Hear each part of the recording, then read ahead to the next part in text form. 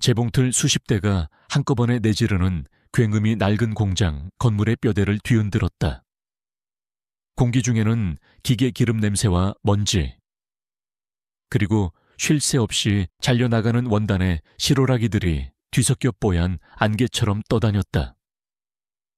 그 속에서 김서연은 숨을 죽인 채 자신의 재봉틀에만 집중하고 있었다. 그녀의 세상은 오직 바늘이 천을 꿰뚫는 소리, 정해진 선을 따라 정교하게 움직이는 자신의 손끝, 그리고 등 뒤에서 그녀의 작업 속도를 재는 감독의 날카로운 시선으로 이루어져 있었다. 땡! 작업 종료를 알리는 종이 울리자 기계 소리의 파도는 거짓말처럼 멎었다. 그 자리를 채운 것은 작업자들의 안도의 한숨과 의자를 끄는 소리, 그리고 피로에 젖은 목소리들이었다. 서연은 잠시 멈춰 뻐근한 목을 돌렸다. 형광등 불빛 아래 그녀의 젊은 얼굴 위로 고된 하루의 그림자가 짙게 드리워져 있었다. 25, 꿈 많을 나이였지만 서연에게는 사치였다. 그녀의 꿈은 다음 달 월세와 부모님이 남기신 빚의 일부를 갚는 것, 그 이상도 이하도 아니었다. 서연 씨, 오늘도 늦게까지 고생했어. 이만 퇴근해. 작업반장이 그녀의 어깨를 툭 치며 말했다. 서연은 희미하게 미소 지으며 고개를 끄덕였다. 동료들이 335 짝을 지어 공장을 나서는 동안 그녀는 잠시나마 작업대를 정리했다. 어지럽게 널린 실과 원단 조각들을 쓸어 담는 그녀의 손길은 고요하고 익숙했다. 마치 자신의 흐트러진 삶을 정돈하려는 의식처럼 보였다. 공장을 나서자 차가운 밤 공기가 그녀의 뺨을 스쳤다. 버스 정류장으로 향하는 길은 어둡고 외로웠다. 하늘에는 별 하나 보이지 않았고 가로등 불빛만이 길게 늘어진 그녀의 그림자를 동반자처럼 비춰주고 있었다. 서연은 주머니에 손을 찔러 넣고 걸음을 재촉했다. 그녀의 발걸음은 터벅터벅 하루의 무게만큼이나 무거웠다. 그녀가 사는 곳은 낡은 다세대 주택의 옥탑방이었다. 좁고 가파른 계단을 오를 때마다 삐걱거리는 소리가 났다. 문을 열고 들어선 작은 방은 그녀의 고단한 삶을 고스란히 보여주는 공간이었다. 한쪽 벽을 차지한 작은 옷장, 낡은 책상, 그리고 그녀의 몸 하나 누일 수 있는 작은 침대가 전부였다. 창문 너머로는 화려한 도시의 불빛이 아득하게 펼쳐져 있었지만 그 불빛 중 어느 하나도 그녀를 위한 것은 아니었다. 서연은 사온 김밥 한 줄과 컵라면으로 저녁을 때웠다. 텅 빈 방 안에서 후루룩 면발을 삼키는 소리만이 유일한 소음이었다. 식사를 마친 그녀는 책상 위에 놓인 낡은 사진 액자를 가만히 들여다보았다. 사진 속에는 젊은 부부가 어린 그녀를 안고 환하게 웃고 있었다. 5년 전 빗길 교통사고로 한순간에 그녀의 곁을 떠난 부모님이었다. 사진을 어루만지는 그녀의 눈가의 그리움이 짙게 배어났다. 그녀는 혼자였다. 이 넓은 서울 하늘 아래 오롯이 혼자였다. 째깍, 째깍 벽에 걸린 낡은 시계 소리가 그녀의 외로움을 한 박자 헤아리는 듯했다. 설거지를 마치고 잠자리에 들기 전 서연은 잠시 망설이다 골목길로 나섰다. 음식물 쓰레기를 버리기 위해서였다. 어두컴컴한 골목길 구석에서 무언가 작게 부스럭거리는 소리가 들렸다. 처음에는 쥐라고 생각하고 무시하려 했다. 하지만 이내 가느다란 신음소리 같은 것이 섞여 들려왔다. 호기심 반, 걱정 반으로 다가간 서연은 어둠 속에서 웅크리고 있는 작은 형체를 발견했다. 다리를 다친 새끼 참새였다. 아마도 둥지에서 떨어졌거나 고양이에게 공격이라도 당한 모양이었다. 날개 한쪽이 부자연스럽게 꺾여 있었고 작은 몸은 미세하게 떨고 있었다. 서연은 순간 망설였다. 피곤했고 내일도 새벽같이 일어나 출근해야 했다. 하지만 차마 발길을 돌릴 수가 없었다. 자신처럼. 이 세상에 홀로 남겨진 작고 연약한 생명이었다. 그녀는 조심스럽게 참새에게 다가가 앉았다. 그리고는 주머니에서 항상 가지고 다니던 깨끗한 손수건을 꺼냈다. 그녀의 얼마 안 되는 사치품 중 하나인 작은 들꽃 자수가 놓인 손수건이었다. 그녀는 손수건을 조심스럽게 찢어 참새의 다친 날개를 부드럽게 감싸주었다. 괜찮을 거야. 조금만 참아. 나직한 그녀의 목소리는 밤 공기처럼 부드러웠다. 그녀는 근처에서 버려진 작은 종이 상자를 주워와 그 안에 휴지를 깔고 참새를 조심스럽게 옮겨 담았다. 상자를 들고 방으로 돌아온 그녀는 작은 그릇에 물을 담아 참새 앞에 놓아주었다. 참새는 여전히 경계심을 풀지 않았지만 떨림은 조금 잦아든 듯 보였다. 서연은 그런 참새를 한참 동안 가만히 바라보다가 희미하게 미소 지었다. 텅 비었던 방 안에 작은 온기가 도는 것 같았다. 그녀의 선량함은 계산되지 않은 본능이었고 훗날 그녀의 운명을 통째로 바꾸게 될 바로 그 성정이었다. 그날 밤 서연은 쉽게 잠들지 못했다. 참새 걱정도 있었지만 마음 한구석에서 스멀스멀 피어오르는 공허함 때문이었다. 그녀는 침대에서 일어나 방구석에 놓인 낡은 오동나무 상자를 꺼내왔다. 상자는 세월의 흔적을 고스란히 담고 있었지만 잘 닦여 있어 윤이 났다. 할머니의 유품이었다. 뚜껑을 열자 익숙한 나무 향과 함께 빛바랜 비단 조각들 그리고 색색의 실타래가 모습을 드러냈다. 그 아래에는 그녀의 진짜 보물이 잠들어 있었다. 정교하게 만들어진 은재 골무와 대목 거북 등껍질로 만든 자수틀 그리고 낡은 스케치북 한 권. 서연은 스케치북을 조심스럽게 펼쳤다. 안에는 할머니가 직접 그린 혹은 서연이 어릴 적 할머니에게 배우며 그렸던 수많은 자수 도안들로 가득했다. 활짝 핀 모란, 하늘로 비상하는 학, 달빛 아래 논이는 사슴, 각 도안마다 생명력이 넘실거렸다. 할머니는 궁중 자수장의 마지막 후계자 중 한 분이셨다. 어릴 적 서연은 할머니의 무릎에 앉아 색실히 비단 위에서 춤을 추며 한 폭의 그림이 되어가는 과정을 넋을 잃고 지켜보곤 했다. 할머니는 서연의 재능을 일찌감치 알아보셨다. 우리 서연이 손은 실을 아는 손이야. 네 손끝에서 피어나는 꽃은 향기까지 품을 게다. 할머니의 칭찬을 들으며 자란 서연은 디자이너가 되는 꿈을 키웠다. 하지만 부모님의 갑작스러운 죽음과 함께 남겨진 빚은 그녀의 꿈을 앗아갔다.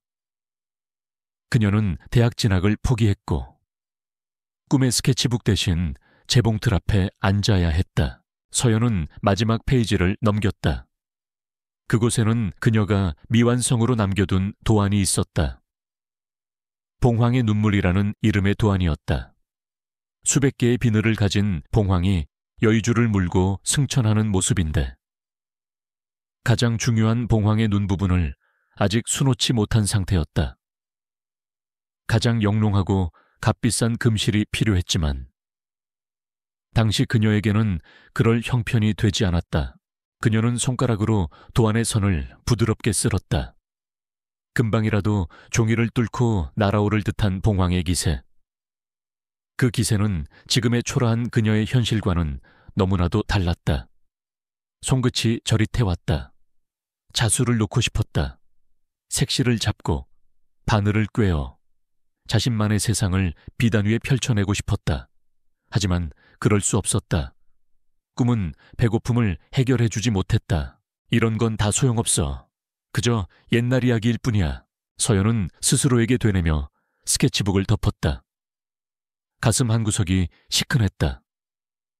마치 자신의 가장 소중한 부분을 부정하는 것만 같았다. 그녀는 오동나무 상자를 다시 원래 있던 자리로 밀어 넣었다.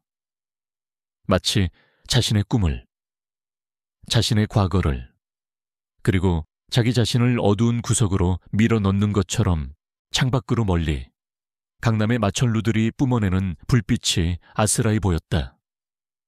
그곳은 그녀가 사는 세상과는 전혀 다른 별개의 우주 같았다. 그녀는 알지 못했다. 오늘 밤 그녀가 보여준 작은 친절과 그녀가 애써 외면하려는 잠재된 재능이 머지않아 그 별개의 우주와 그녀의 삶을 거대한 운명의 소용돌이 속에서 충돌하게 만들리라는 것을 폭풍은 이미 아주 먼 바다에서부터 조용히 그러나 분명하게 그녀를 향해 몰려오고 있었다. 서연은 그저 지친 몸을 뉘고 눈을 감을 뿐이었다. 고요한 밤이었다. 폭풍 전야의 밤처럼 다음 날 아침 서연의 옥탑방에는 작은 변화가 생겼다. 밤사이 기력을 차린 아기 참새가 삐죽삐죽 고개를 내밀며 맑은 소리로 지저귀기 시작한 것이다. 서연은 작은 상자 안에 남은 밥알 몇 톨과 물을 넣어주며 희미하게 웃었다.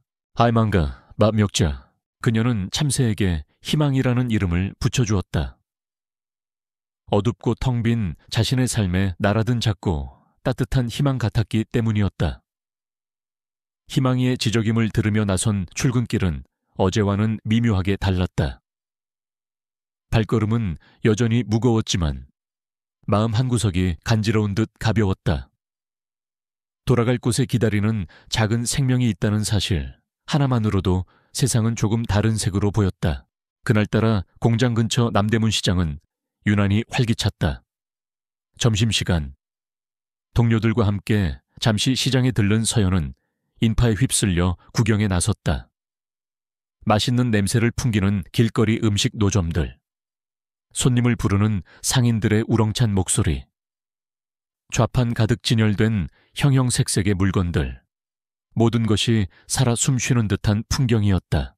한편 시장의 다른 쪽에서는 한 노부인이 수행원들의 눈을 피해 인파 속으로 유유히 섞여들고 있었다. 허름한 회색 카디건에 몸빼 바지, 푹 눌러쓴 책 넓은 모자. 누가 보아도 평범한 동네 할머니의 모습이었다. 하지만 그녀의 정체는 대한민국 패션계를 호령하는 오로라, 아우유로라 그룹의 최은숙 회장이었다. 최 회장에게 이 시장은 단순한 장터가 아니었다. 전쟁 직후 억척스럽게 포목 장사를 하며 지금의 오로라 그룹을 일군 그녀의 젊음과 땀이 고스란히 배어있는 곳이었다. 딱딱한 보고서와 숨막히는 회의 대신 그녀는 가끔 이렇게 평범한 할머니로 돌아와 자신의 뿌리를 확인하곤 했다. 할머니, 꿀호떡 하나 잡숴봐 달고 맛있어. 호떡 노점 주인의 외침에 최 회장은 걸음을 멈추고 지갑에서 꼬깃꼬깃한 1,000원짜리 몇 장을 꺼냈다. 뜨거운 호떡을 받아든 그녀의 얼굴에 흐뭇한 미소가 번졌다. 바로 이 맛이었다.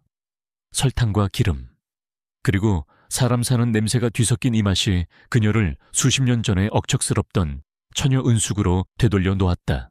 바로 그때였다. 물리야 비명은 한 군데서 시작되었지만 순식간에 전염병처럼 시장 전체로 퍼져나갔다. 낡은 튀김 노점의 전선에서 시작된 작은 불꽃이 기름통으로 옮겨붙으며 거대한 화마로 돌변한 것이다. 불길은 낡고 복잡하게 얽힌 시장의 가판들을 순식간에 집어삼켰다. 검은 연기가 하늘을 뒤덮었고 사람들은 공포에 질려 비명을 지르며 좁은 골목길로 몰려들었다. 서연 역시 아비규환의 현장 한가운데에 있었다. 그녀는 동료들과 함께 사람들에게 떠밀려 출구 쪽으로 필사적으로 향했다. 뜨거운 열기와 매캐한 연기에 숨이 막히고 눈물이 핑 돌았다. 정신을 차려야 해. 어떻게든 빠져나가야 해. 그녀는 본능적으로 생존을 향해 몸부림쳤다. 한참을 인파에 휩쓸려 가던 그녀는 문득 고개를 돌렸다. 그리고 보았다. 방금 전 최 회장이 호떡을 사 먹던 바로 그 자리. 불길에 휩싸인 가판대 아래 한 노부인이 넘어져 있는 것을.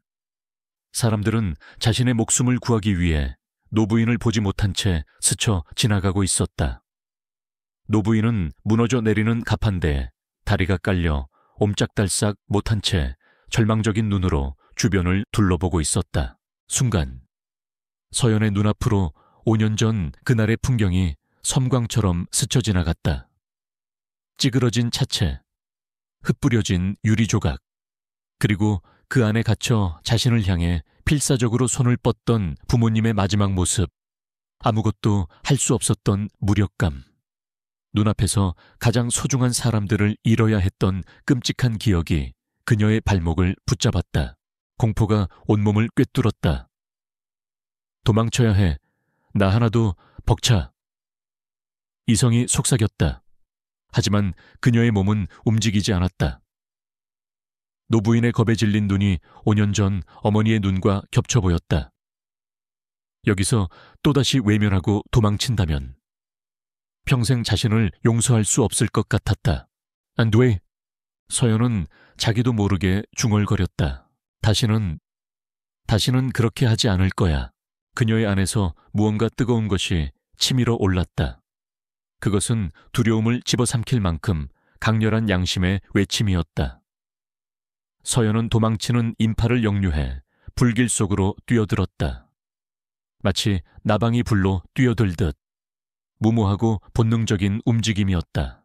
할머니 정신 차리세요. 그녀는 연기를 뚫고 노부인에게 달려갔다. 뜨거운 열기가 살을 태울 듯했지만 그녀는 아랑곳하지 않았다. 가판대는 생각보다 훨씬 무거웠다. 서연은 이를 악물고 온몸의 힘을 다해 가판대를 들어 올렸다. 핏줄이 터질 듯한 고통이 팔을 타고 흘렀다. 어서요, 빨리 나오세요. 그녀의 절박한 외침에 노부인, 최은숙 회장은 정신을 차리고 겨우 다리를 빼냈다. 서연이 가판대를 놓치자마자 그것은 요란한 소리를 내며 완전히 무너져 내렸다. 두 사람이 간신히 몇 걸음 옮겼을 때였다. 꽉왕, 바로 위. 불타던 가게의 2층 간판이 위태롭게 흔들리더니 그대로 수직으로 낙하하기 시작했다. 거대한 불덩어리였다. 최 회장은 공포에 질려 그 자리에 얼어붙었다. 피할 시간이 없었다. 그 찰나의 순간 서연은 망설이지 않았다. 그녀는 최 회장을 앞으로 거칠게 밀쳐내고 자신의 몸을 돌려 그녀의 위를 덮쳤다. 득! 불타는 파편들이 그녀의 등 위로 쏟아졌다. 살이 타는 끔찍한 고통과 함께 숨막히는 충격이 온몸을 덮쳤다. 서연은 비명조차 지르지 못하고 이를 악물었다. 그녀의 등 뒤에서 최 회장의 경악에 찬 신음소리가 들렸다. 이 모든 광경은 조금 떨어진 곳에서 공포에 질려있던 한 청년의 스마트폰 카메라에 고스란히 담기고 있었다. 혼란 속에서도 영웅적인 희생의 순간을 본능적으로 기록하고 있었던 것이다. 이 짧은 영상은 몇 시간 후 대한민국 전체를 뒤흔들게 될 터였다. 괜찮, 유수요. 서연은 간신히 고개를 돌려 최 회장의 안위를 확인했다. 최 회장은 긁힌 상처 외에는 다친 곳이 없어 보였다. 그제야 안심이 된 서연의 몸에서 힘이 빠져나갔다. 시야가 흐려지고 주변의 비명과 불길 소리가 멀어지기 시작했다. 귓게는 멀리서부터 가까워지는 사이렌 소리가 몽롱하게 울렸다. 희망가, 나 놀러가야 하는데. 옥탑방에서 자신을 기다리고 있을 작은 참새를 떠올리며 그녀의 의식은 깊고 어두운 시면으로 가라앉았다. 그녀의 낡은 삶으로 돌아가는 문은 이제 영원히 닫혔다. 운명의 불꽃은 그녀의 등을 태웠고 동시에 그녀를 둘러싼 잿빛 세상의 벽을 남김없이 불태워버렸다. 서연은 더 이상 익명의 공장 노동자가 아니었다. 그녀는 한 생명을 구한 영웅이자 대한민국에서 가장 영향력 있는 여인의 목숨을 빚지게 한 존재가 되어 있었다. 정신이 돌아왔을 때 서연의 코끝을 가장 먼저 자극한 것은 낯선 소독약 냄새였다. 그녀는 천천히 눈을 떴다. 눈에 들어온 것은 새하얀 병실의 천장이었다. 고개를 돌리자 삐 규칙적인 소리를 내는 첨단 의료기기들과 그녀의 몸에 연결된 링거 줄이 보였다. 공기마저 무겁고 축축했던 옥탑방과는 모든 것이 달랐다. 이곳의 공기는 건조하고 서늘했으며 모든 것이 지나칠 정도로 깔끔했다. 등과 어깨에서 욱신거리는 통증이 느껴지자 화마 속의 기억이 파도처럼 밀려왔다. 연기, 비명, 그리고 뜨거운 고통. 할머니는 괜찮으실까? 자신의 몸보다 자신이 구한 노인의 안위가 먼저 걱정되었다. 그때 병실 문이 소리 없이 열리고 한 남자가 들어섰다. 완벽하게 재단된 다크 네이비 수트, 흐트러짐 없는 머리, 그리고 어떤 감정도 읽을 수 없는 차가운 얼굴. 그는 마치 살아있는 마네킹처럼 비현실적인 아우라를 풍겼다. 김서연 씨, 맞으십니까? 목소리마저 온도감이 없었다. 남자는 자신을 오로라 그룹의 대표이사 강지훈이라고 소개했다. 최은숙 회장의 아들이었다. 그는 기계적인 어조로 어머니를 구해준 것에 대해 감사 인사를 전했다. 그의 태도는 진심 어린 감사라기보다는 예상치 못한 사건을 처리하는 비즈니스맨의 그것에 가까웠다. 어머니는 경미한 찰과상 외에는 괜찮으십니다. 모두 김서연 씨 덕분입니다. 그는 서연이 무어라 대답할 틈도 주지 않고 서류 가방에서 작은 통장 하나를 꺼내 침대 옆 테이블에 놓았다. 치료비와 입원비는 저희 그룹에서 전액 부담할 겁니다. 그리고 이것은 저희의 작은 성의 표시입니다. 이번 일로 인해 입으신 정신적, 육체적 피해에 대한 보상금이기도 하고요. 서연은 무심코 통장을 열어보았다. 그리고 자신의 눈을 의심했다. 찍혀있는 액수는 그녀가 평생 공장에서 일해도 만져볼 수 없는, 상상조차 해본 적 없는 거금이었다. 순간 숨이 턱 막혔다. 이 돈만 있으면 부모님의 빚을 모두 갚고도 남았다. 하지만 동시에 가슴 한구석에서 차가운 분노 같은 것이 치밀었다. 마치 자신의 행동이, 목숨을 걸었던 그 순간이 돈으로 환산되어 버린 듯한 모욕감이었다. 서연은 조용히 통장을 닫아 그에게 밀어냈다. 필요 없습니다. 강지훈의 눈썹이 미세하게 꿈틀했다. 무슨 뜻입니까? 액수가 부족하다면 그런 뜻이 아닙니다. 서연은 그의 말을 잘랐다. 그녀는 힘겹게 상반신을 일으켜 앉아 그의 눈을 똑바로 쳐다보았다. 사람 목숨은 돈으로 계산하는 게 아니라고. 그렇게 배웠습니다. 그녀의 목소리는 작았지만 그 안에 담긴 심지는 단단했다. 처음으로 강지훈의 무표정한 얼굴에 균열이 생겼다. 그는 놀라움과 당혹감이 뒤섞인 눈으로 서연을 잠시 응시했다. 돈이면 모든 것이 해결되는 세상에서 살아온 그에게 그녀의 반응은 이해할 수 없는 영역의 것이었다. 그때 병실 문이 다시 한번 요란하게 열리며 최은숙 회장이 휠체어를 탄 채 들어왔다. 수행원들의 만류도 뿌리친 듯했다. 아가 정신이 좀 드니 최 회장은 서연의 손을 덥석 잡았다. 그녀의 눈가는 붉게 충혈되어 있었고 목소리는 진심 어린 걱정과 고마움으로 떨리고 있었다. 내 생명의 은인이야.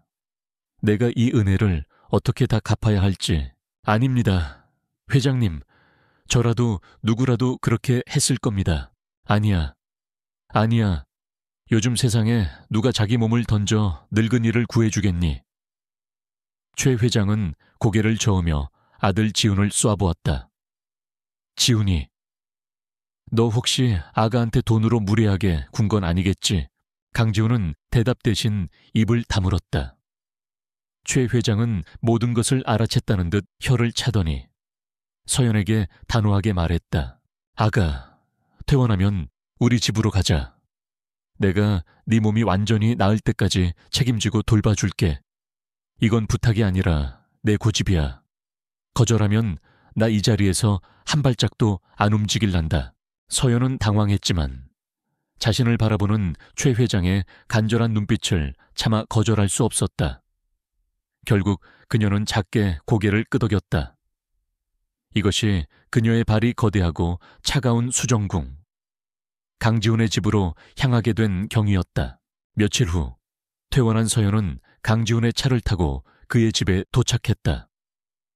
서울 시내가 한눈에 내려다 보이는 평창동의 언덕 위, 거대한 성체 같은 저택이었다. 높은 담장과 통유리로 이루어진 현대적인 건물은 화려했지만 동시에 사람을 압도하는 위압감이 있었다. 집 안으로 들어서자 서연은 숨을 삼켰다. 대리석 바닥은 거울처럼 반짝였고 높은 천장에는 거대한 샹들리에가 보석처럼 빛나고 있었다. 모든 가구와 장식품들은 마치 박물관의 전시품처럼 보였다.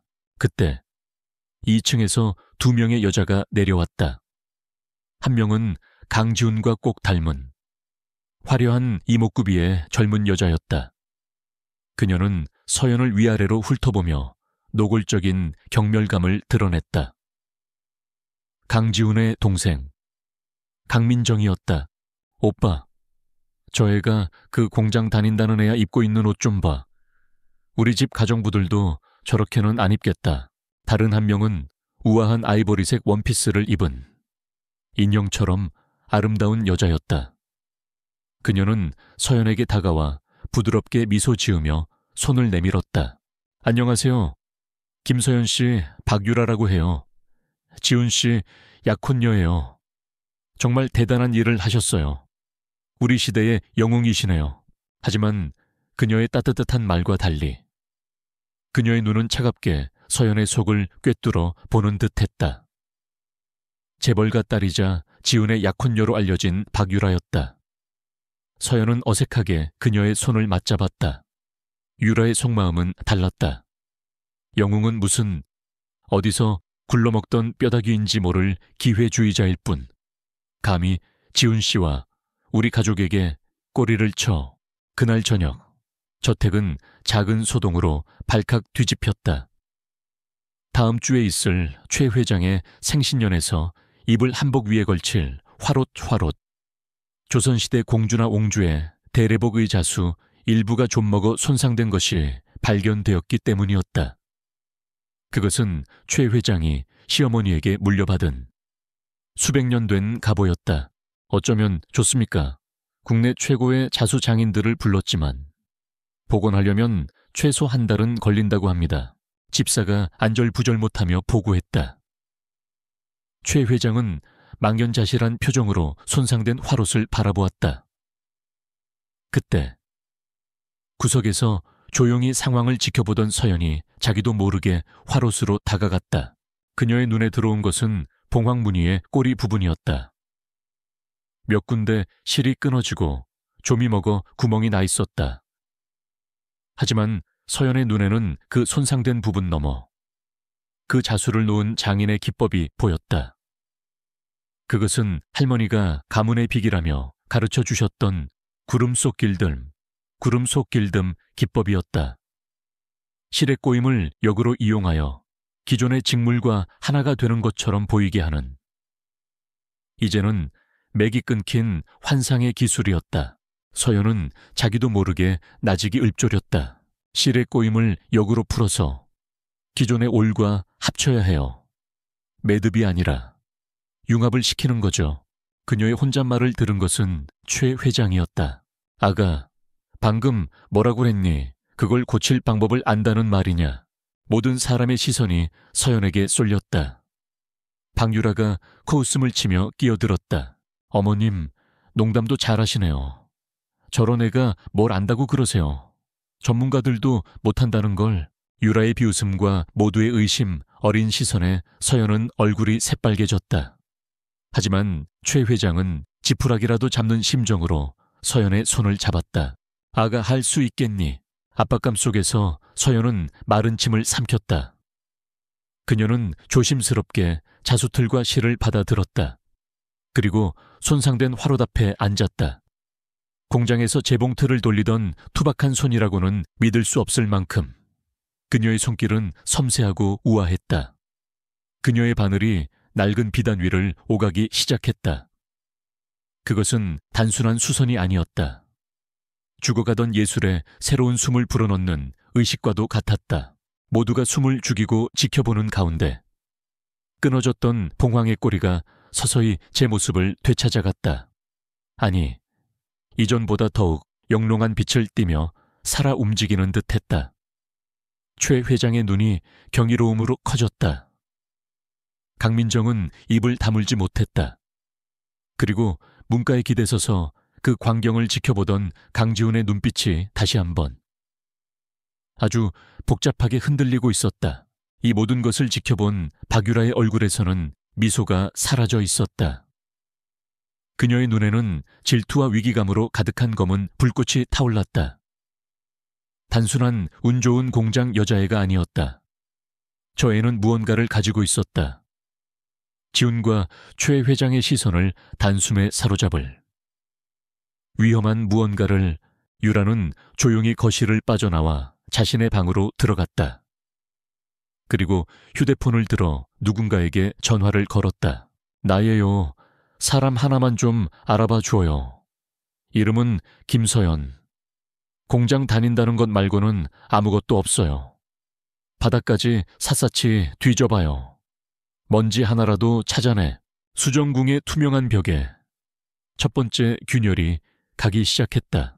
오로라 아우로라 그룹 창립 50주년 기념 패션쇼는 단순한 행사가 아니었다. 그것은 대한민국 패션계의 판도를 바꿀 거대한 전쟁의 서막이었다. 언론은 연일쇼의 규모와 컨셉에 대한 추측성 기사를 쏟아냈고 재계와 패션계의 모든 거물들이 쇼의 초대장을 받기 위해 물밑 경쟁을 벌였다. 강지훈에게 이 쇼는 선대 회장인 어머니의 업적을 기리는 동시에 자신의 경영 능력을 입증하고 오로라의 미래 비전을 선포해야 하는 일생일대의 시험대였다. 쇼의 하이라이트는 황실의 유산 로열 헤리테지 컬렉션이라는 이름의 피날레 컬렉션이었다.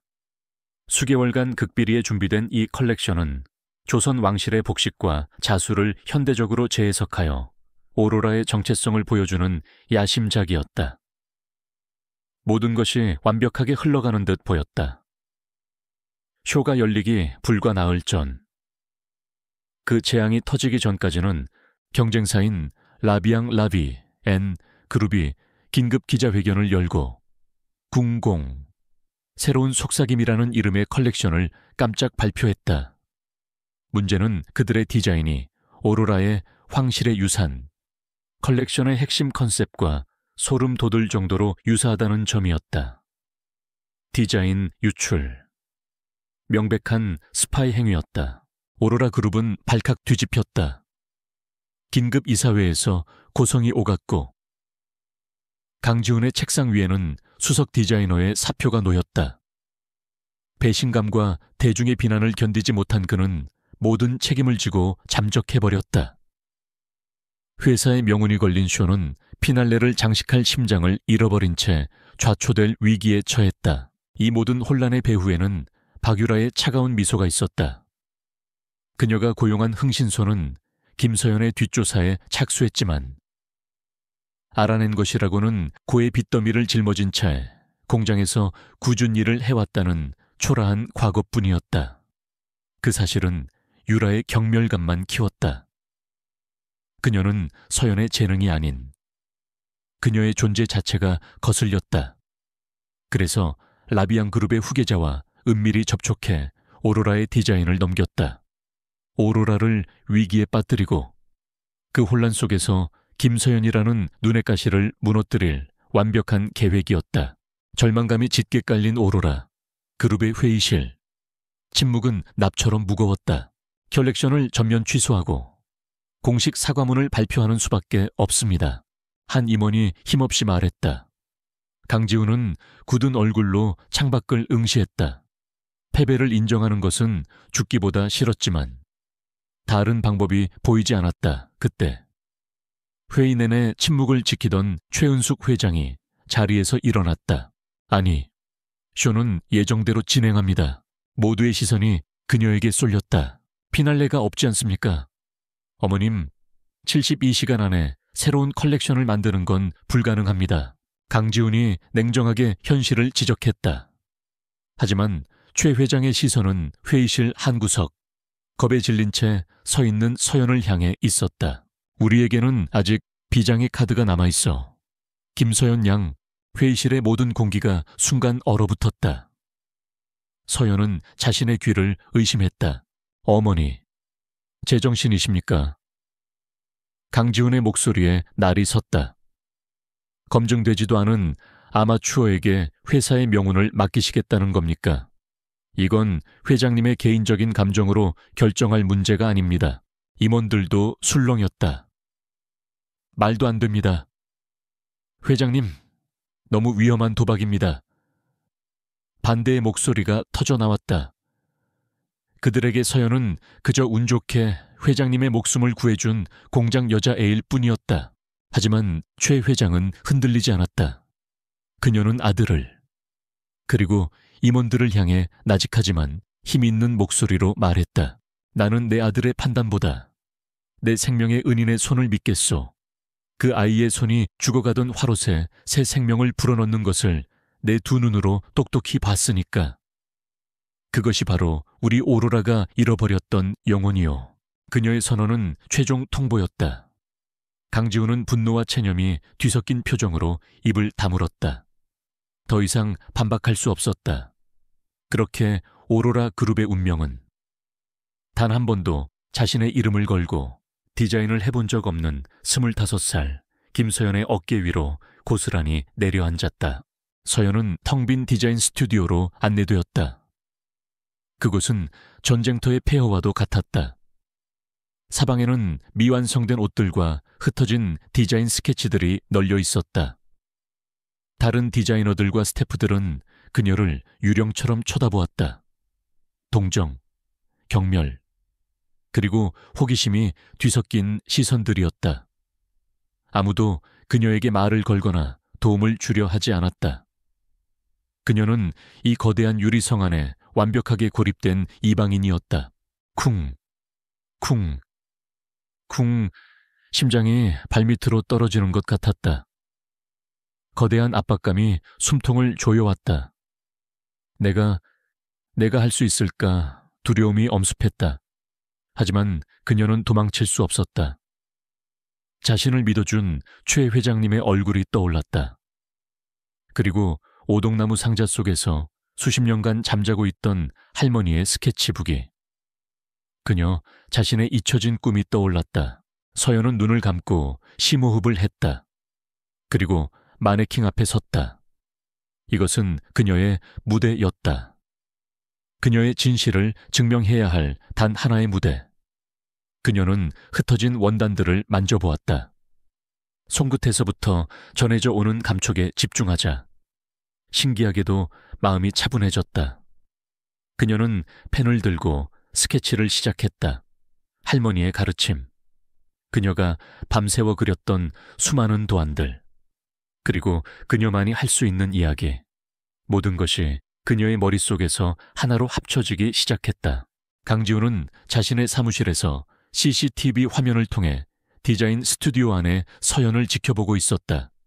그의 이성은 이것이 미친 짓이라고, 재앙으로 끝날 것이라고 비명을 지르고 있었다. 하지만 그의 눈은 화면 속에서 작은 등불처럼 외롭게, 그러나 필사적으로 움직이는 그녀의 모습에서 떨어질 줄을 몰랐다. 화롯을 수선하던 그 경이로운 손길을 떠올렸다. 그의 마음속에서 차가운 이성과 이름 모를 뜨거운 기대감이 격렬하게 충돌하고 있었다. 시간은 속절없이 흘러갔다. 72시간, 60시간, 48시간. 서연은 먹는 것도, 자는 것도 잊은 채 디자인에 몰두했다. 마침내 그녀의 손에서 단 하나의 디자인이 탄생했다. 달빛 아래. 눈물을 흘리는 봉황을 형상화한 드레스였다.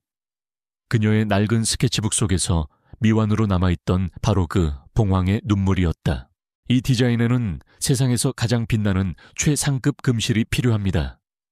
봉황의 눈물이 되어줄 실입니다. 서연의 요청에 회사는 즉시 이탈리아에서 공수해 온 최고급 실크 금사를 준비했다.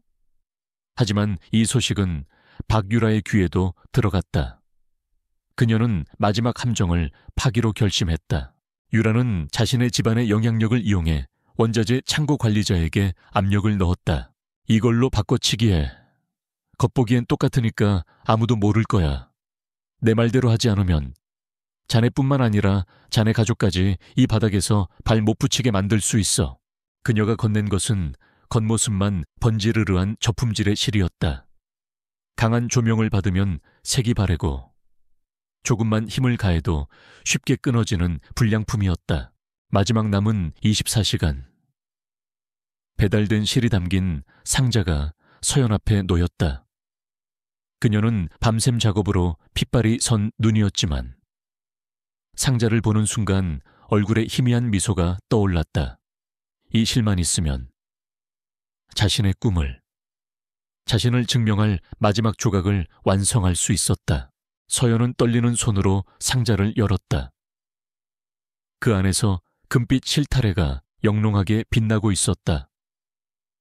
그것이 자신을 나락으로 떨어뜨릴 뱀의 허물이라는 사실을 꿈에도 모른 채 그녀의 눈은 오직 희망으로만 가득 차 있었다. 독자만이 그녀의 머리 위에서 시시각각 조여오는 운명의 올가미를 보고 있을 뿐이었다. 오로라 그룹 50주년 기념쇼에 막이 올랐다. 화려한 조명과 음악, 세계적인 모델들이 런웨이를 수놓았지만 백스테이지의 공기는 팽팽한 긴장감으로 금방이라도 터져버릴 듯했다. 그 중심에는 쇼의 마지막을 장식할 단 한 벌의 드레스, 그리고 그 앞에 선 김서연이 있었다. 그녀는 지난 24시간 동안 잠을 잊었다. 그녀의 모든 신경은 손끝의 바늘에 집중되어 있었다. 자정의 밤하늘을 닮은 짙은 남색 비단 위에 그녀의 손에서 은빛 봉황이 서서히 날개를 펼쳐갔다. 수만 번의 바느질이 모여 신화 속의 새에게 생명을 불어넣고 있었다. 이제 남은 것은 단 하나. 이 모든 이야기의 활용점정이 될 봉황의 눈물을 수놓는 것이었다. 쇼 시작까지 불과 2시간. 서연은 떨리는 손으로 상자에서 금실을 꺼내 들었다. 이 한 방울의 눈물에 모든 것을 걸어야 했다. 최 회장님의 믿음, 강지훈의 냉소, 그리고 자신을 짓누르는 세상의 모든 편견에 대한 그녀의 대답이 될 터였다. 그녀는 숨을 참고 첫 바늘을 떴다. 실이 비단을 부드럽게 파고들었다. 하지만 두 번째 바늘을 찌르는 순간 닭 어이없는 소리와 함께 실이 끊어졌다. 잘못했으나 서연은 고개를 저었다. 피로 때문에 손의 악력이 약해졌을 수도 있었다. 그녀는 다시 집중해서 실을 꿰었다. 하지만 결과는 같았다. 툭! 금실은 힘없이 끊어져 버렸다. 불길한 예감이 심장을 옥죄었다. 그녀는 실타래의 다른 부분을 풀어 손으로 잡아당겨 보았다. 힘을 주지 않았음에도 실은 맥없이 두 동강 나버렸다. 불량품이었다. 겉모습만 그럴싸한, 작품에 쓸 수 없는 저급한 실이었다. 온몸의 피가 차갑게 식는 것 같았다. 서연은 망연자실한 얼굴로 상자 안의 다른 실타래들을 모두 확인했다. 전부 다 하나도 예외 없이 불량품이었다. 누군가의 악의적인 함정, 머릿속에 박유라의 비웃는 얼굴이 떠올랐지만 지금은 원망할 시간조차 없었다. 어떻게 해? 그녀의 손에서 힘이 풀리며 바늘과 골무가 바닥으로 떨어져 차가운 소리를 냈다. 눈앞이 캄캄했다. 수십 시간의 노력이 그녀의 유일한 기회가 물거품이 되어 사라지고 있었다. 그녀는 드레스 앞에 주저앉았다. 완벽하게 날개를 펼친 봉황은 눈동자 없는 텅 빈 눈으로 그녀를 내려다보고 있었다. 마치 그녀의 절망을 비웃는 것처럼. 바로 그때 백스테이지 문이 열리고 강지훈이 들어왔다. 그는 무대에 올리기 전 마지막 확인을 위해 온 것이었다. 그리고 그는 보았다. 바닥에 주저앉아 있는 서연과 그녀의 발치에 끊어진 금실 조각들, 그리고 미완성된 드레스를. 역시 물이었어. 그의 나직한 혼잣말은 비수처럼 서연의 가슴에 박혔다. 그는 모든 것을 체념한 듯 차가운 얼굴로 휴대폰을 꺼내 들었다. 무대 감독에게 피날레 취소를 알리기 위해서였다. 그의 손가락이 통화 버튼으로 향하는 순간, 잠깐만요. 작지만 단호한 목소리가 그의 행동을 멈추게 했다. 강지훈이 고개를 돌리자 눈물로 젖어 있어야 할 서연의 얼굴이 보였다. 하지만 그녀는 울고 있지 않았다. 그녀의 눈은 절망이 아닌 무언가에 홀린 듯한 광기와 결의로 이글거리고 있었다. 그녀의 시선은 바닥에 떨어진 끊어진 실 조각에 고정되어 있었다. 할머니가 그러셨지. 최고의 예술은 결점을 숨기는 게 아니라 그 결점마저 작품의 일부로 승화시키는 거라고. 뇌리를 스치는 할머니의 목소리. 서연은 자리에서 벌떡 일어났다. 완벽한 한 방울의 금빛 눈물 아니. 그럴 필요가 없었다. 끊어진 실, 부서진 희망. 이것이 바로 지금 그녀의 이야기였다. 그렇다면 눈물 또한 완벽할 필요가 없었다.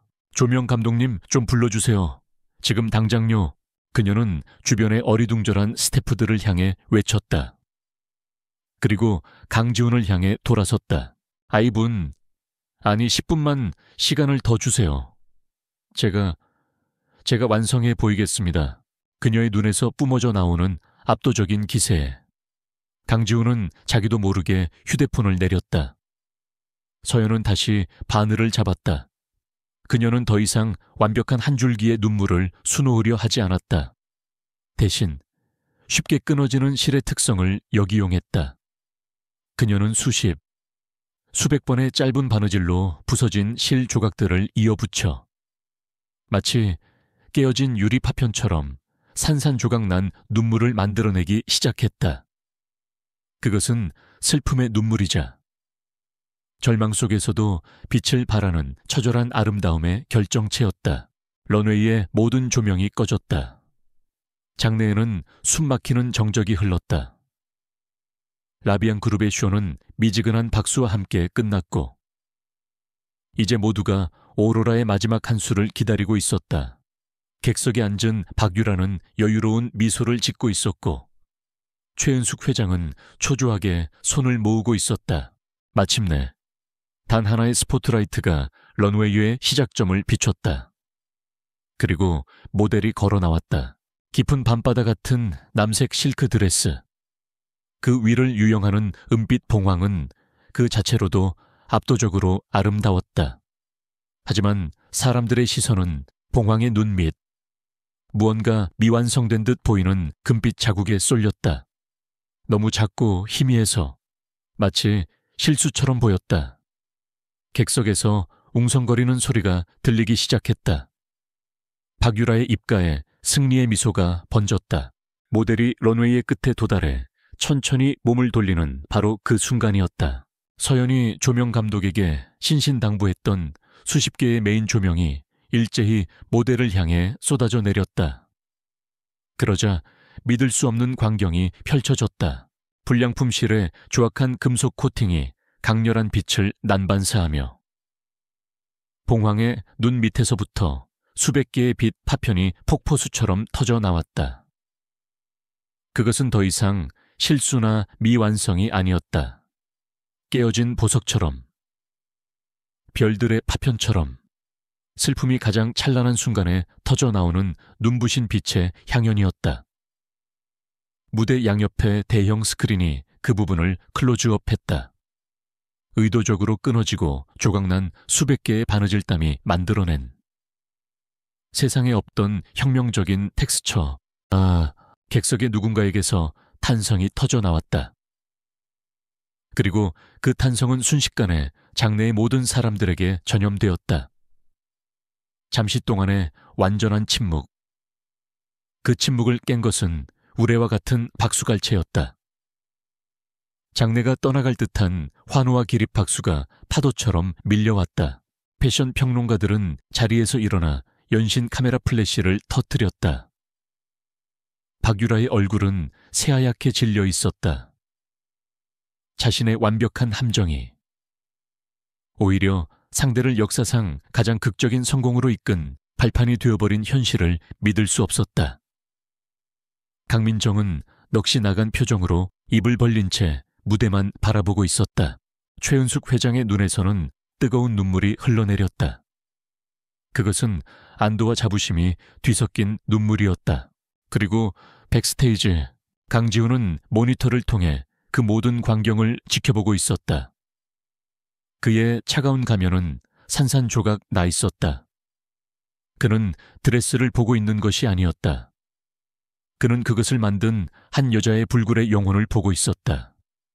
그의 눈에는 지금껏 단 한 번도 보여준 적 없는 깊은 경외감과 그보다 훨씬 더 뜨거운 무언가가 소용돌이치고 있었다. 그는 천천히 고개를 돌려 무대 뒤편에서 떨리는 숨을 내쉬고 있는 서연을 바라보았다. 혼란스러운 백스테이지를 사이에 두고 두 사람의 시선이 허공에서 마주쳤다. 그 순간 세상의 모든 소음이 사라졌다. 강지훈의 눈빛은 서연에게 말하고 있었다. 당신이 이겼다고. 아니, 우리 모두를 구원했다고. 그 눈빛 속에서 두 사람의 세상은 다시 한번 완전히 새로운 궤도로 움직이기 시작했다. 쇼가 끝난 직후의 백스테이지는 그야말로 아수라장이었다. 성공의 흥분과 찬사, 그리고 미지의 천재 디자이너에 대한 호기심으로 들끓었다. 기자들과 패션계 인사들이 구름대처럼 몰려들어 봉황의 눈물을 만든 디자이너가 누구냐고 아우성이었다. 모델들이 퇴장하고 혼란이 극에 달했을 때 최은숙 회장이 마이크를 잡고 무대 위로 올라섰다. 오늘 밤 여러분은 오로라의 과거와 현재 그리고 미래를 보셨습니다. 장내가 조용해졌다. 최 회장은 무대 뒤편 여전히 충격에서 벗어나지 못한 채 멍하니 서 있는 서연을 향해 손을 내밀었다. 그리고 여기 오로라에 잃어버렸던 영혼이자 가장 눈부신 미래가 서 있습니다. 스포트라이트가 서연에게로 향했다. 그녀는 자신도 모르게 최 회장의 손에 이끌려 수많은 관중 앞으로 나섰다. 수백 개의 카메라 플래시가 일제히 터지며 그녀의 눈앞을 하얗게 만들었다. 낡은 공장에서 기름때 묻은 작업복을 입고 있던 그녀가 이제 대한민국 패션계의 가장 높은 무대 중앙에 서 있었다. 어안이 벙벙한 그녀의 귓가로 최 회장의 목소리가 울려 퍼졌다. 오로라가 숨겨왔던 보석, 김서연 디자이너를 소개합니다. 그날 밤 공장에서 온 신데렐라, 쓰레기실로 기적을 만든 디자이너라는 헤드라인이 모든 언론사의 한 면을 장식했다. 김서연이라는 이름은 단 하룻밤 만에 대한민국에서 가장 뜨거운 이름이 되었다. 다음 날 오로라 그룹은 축제 분위기였지만 강지훈의 집무실에는 얼음장 같은 냉기가 흘렀다. 쇼의 성공은 그에게 잠시의 기쁨만을 안겨주었을 뿐 그는 이제 어젯밤의 재앙을 초래할 뻔했던 배신자를 색출해야 했다. 그의 지시는 단호하고 신속했다. 원자재 창고 CCTV, 납품 기록, 관련자 통화 내역까지 샅샅이 뒤져 반드시 꼬리를 잡아야 해. 진실이 밝혀지는 데는 오랜 시간이 걸리지 않았다. 압박을 견디지 못한 창고 관리자는 모든 것을 실토했다. 박유라의 이름이 그의 입에서 나오는 순간 강지훈의 눈빛은 분노로 차갑게 얼어붙었다. 그날 오후 오로라 그룹의 이사회실, 박유라는 아무것도 모른다는 듯 우아한 얼굴로 나타났다. 그녀의 아버지는 오로라 그룹의 주요 협력사 대표로서 함께 배석했다. 지훈 씨, 이렇게 긴급히 부르신 이유가 뭐예요? 혹시 어제 쇼 때문에? 강지훈은 대답 대신 테이블 위에 스크린을 켰다. 화면에는 창고 관리자와 박유라의 심부름꾼이 은밀하게 상자를 교체하는 CCTV 영상이 재생되었다. 다음 화면에는 창고 관리자가 모든 것을 자백하는 영상이 이어졌다. 박유라의 얼굴이 새하얗게 질려갔다. 거짓말이야. 저 남자가 돈을 노리고 날 모함하는 거야. 그렇습니까? 강지훈은 차갑게 웃으며 서류 한 장을 테이블 위로 던졌다. 이건 유라 씨가 심부름꾼에게 거액을 송금한 내역입니다. 이것도 모함입니까? 더 이상의 변명은 통하지 않았다. 박유라의 아버지는 사색이 되어 딸의 팔을 붙잡았지만 그녀는 히스테릭하게 소리 지를 뿐이었다. 최은숙 회장이 나직하지만 단호한 목소리로 입을 열었다. 제인 가문과의 모든 사업적 관계는 오늘부로 파기하겠네. 그리고 유라 양에 대해서는 기업 사보타주 및 업무 방해 혐의로 정식으로 고소할 걸세. 회장님, 약혼은 말할 것도 없이 없던 일이네. 강지훈의 마지막 선고는 사형 선고와도 같았다. 박유라는 모든 것을 잃었다. 그녀의 탐욕과 질투는 결국 그녀 자신을 파멸로 이끌었다. 한편 저택에서는 강민정이 깊은 자기 혐오에 빠져 있었다. 그녀는 TV와 신문에서 언니처럼 따르던 박유라의 추악한 범죄와 자신이 그토록 무시하고 경멸했던 김서연의 영웅적인 성공을 동시에 목도해야 했다. 자신의 편견이 얼마나 어리석고 부끄러운 것이었는지 깨달았다. 그녀는 며칠을 끙끙 앓다가 정원에서 조용히 꽃을 돌보고 있는 서연에게 다가갔다. 저기, 서연이 고개를 들자 민정은 차마 그녀의 눈을 마주치지 못하고 고개를 숙였다. 미안해요. 내가 다 잘못했어요. 목소리는 기어들어갈 듯 작았다. 하지만 그 안에는 진심이 담겨 있었다. 나는 당신이 가진 걸 단 한 번도 가져본 적이 없어요. 돈이나 명품 말고요. 진짜 재능이요. 그래서 질투 났나 봐요. 정말 미안해요. 서연은 잠시 그녀를 바라보다가 부드럽게 미소 지었다. 괜찮아요. 나도 민정 씨가 가진 걸 많이 부러워했는걸요. 당당함, 그리고 가족이라는 울타리 같은 거요. 서연의 따뜻한 용서에 강민정의 눈에서 기어이 눈물이 터져 나왔다. 그날 이후 그녀는 서연의 가장 든든한 지지자이자 귀여운 동생이 되었다. 모든 폭풍이 잦아든 후 서연은 최 회장과 강지훈 앞에 섰다. 그녀는 이제 이 집을 떠나 자신의 삶으로 돌아가야 한다고 생각했다. 하지만 그들이 그녀에게 내민 것은 보상금이 아니었다. 오로라 그룹 산하의 새로운 브랜드를 런칭할 생각이다. 강지훈이 입을 열었다. 한국의 전통 공예와 현대 패션을 접목시킨 하이엔드 아뜰리에 브랜드야. 그리고 그 브랜드의 이름은 서연 SEO연이다. 서연의 눈이 커졌다. 김서연 씨를 신규 브랜드 서연의 크리에이티브 디렉터, 즉 수석 디자이너로 정식 임명합니다. 전적인 크리에이티브 컨트롤과 모든 지원을 약속하겠습니다. 이것은 단순한 보상이 아니었다. 그녀의 재능에 대한 완전한 인정이자 그녀의 꿈을 펼칠 수 있는 날개를 달아주는 것이었다. 서연은 벅차오르는 감정에 아무 말도 할 수 없었다. 그날 밤 서울의 야경이 파노라마처럼 펼쳐지는 강지훈의 집무실. 지훈은 서연에게 따뜻한 커피를 건넸다. 한동안 두 사람 사이에는 편안한 침묵이 흘렀다. 먼저 침묵을 깬 것은 지훈이었다. 미안했습니다. 처음 당신을 대했던 내 태도, 그리고 당신을 믿지 못했던 것까지 전부 다 아니에요. 대표님 입장에서는 당연한 일이었어요. 나는 모든 것을 숫자로 판단했습니다. 가치, 효율, 이익. 하지만 당신은 내게 숫자로 계산할 수 없는 가치가 있다는 것을 가르쳐 줬습니다. 그는 창밖의 불빛들로 시선을 돌리며 나직이 말했다. 그 불빛들은 과거 서연이 옥탑방에서 동경과 절망으로 바라보던 바로 그 불빛들이었다. 당신은 우리 어머니만 구한 게 아닙니다. 지훈은 서연을 향해 몸을 돌렸다. 그의 눈빛은 그 어느 때보다 진지하고 깊었다. 장인 정신을 잃어가던 오로라의 영혼을 구한 겁니다. 그리고 어쩌면 나 자신까지도요. 두 사람의 시선이 다시 마주쳤다. 더 이상 차갑고 어색한 시선이 아니었다. 서로를 향한 깊은 존중과 이해, 그리고 그보다 더 따뜻한 감정이 두 사람의 눈빛 속에서 조용히 피어나고 있었다.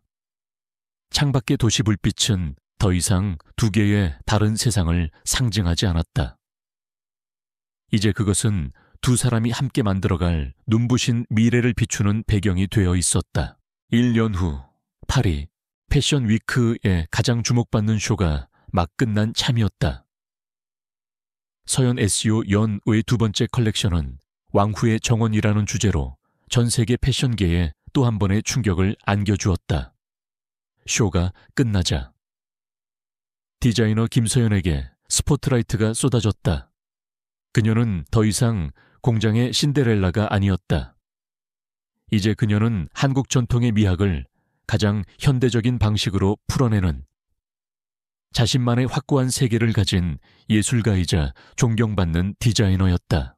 김서연 디자이너님, 이번 컬렉션의 영감은 어디서 얻으셨습니까? 세계적인 패션 잡지의 에디터가 물었다.